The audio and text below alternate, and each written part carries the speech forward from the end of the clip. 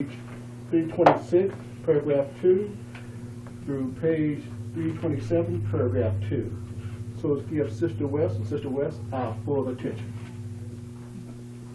Mom, I wanted to tell you something my teacher said. Well, what did she say? She said that she doesn't believe in organized religion. What does organized religion mean? Well, organized religion, when people say they don't believe in it, it doesn't mean that they don't believe in organization. It just means that they don't believe in what takes place in organized religion, because what it is just a large group of people that believe the same way or worship together. But what will help us with this subject is this publication, Reasoning from the Scriptures. Do you have yours there? Why don't we turn to page 326?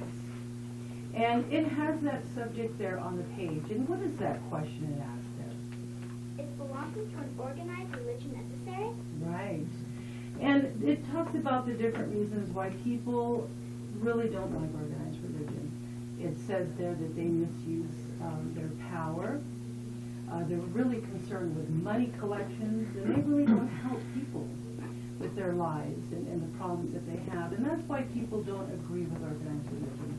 But really, whose opinion, as Jehovah's Witnesses, Marie, whose opinion matters the most to us? Jehovah's. Right. So if we want to get Jehovah's thinking on something, where do we go? The Bible. Right. And what scripture that will help us is 1 Corinthians 16:19.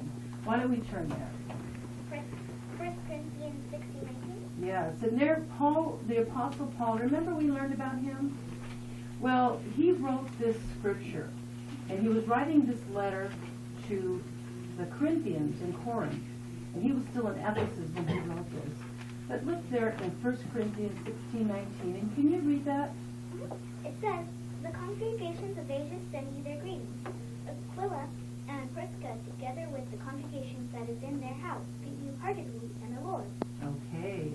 So Paul said there, it talked about, there's a clue in that scripture that brings out, it couldn't just be maybe two people meeting together or three in a house. What word stands out that it had to be many people? Congregation. Congregation. So how many people would that be? Hundreds of people, maybe thousands. All right. So it had to be a lot of people. And what will help us with that verse and understand a little bit better is the map in the back of the Bible, and it's B13. And on that map, it talks about Paul's travels. And when he said the congregations of Asia send you their greetings, he wasn't talking about the continent of Asia that we learned in school. He was talking about the area known as Turkey today, the country of Turkey. And you see Ephesus there on the map. Well, he was still there in Ephesus, and he wrote that scripture, and he wrote that letter. And the congregations that sent the greetings were the ones there in Laodicea and Colossae, and others that aren't seen there, like Hierapolis. So it shows from the scriptures in Paul's day that the work was organized into congregations. And Paul was busy in the preaching work, like we are today. Aren't we busy with that? Mm-hmm. Right. So if we go back to the book, it has a scripture there that is quoted right there, Matthew 24:14. And why don't you read that right from the book, Marie? Okay.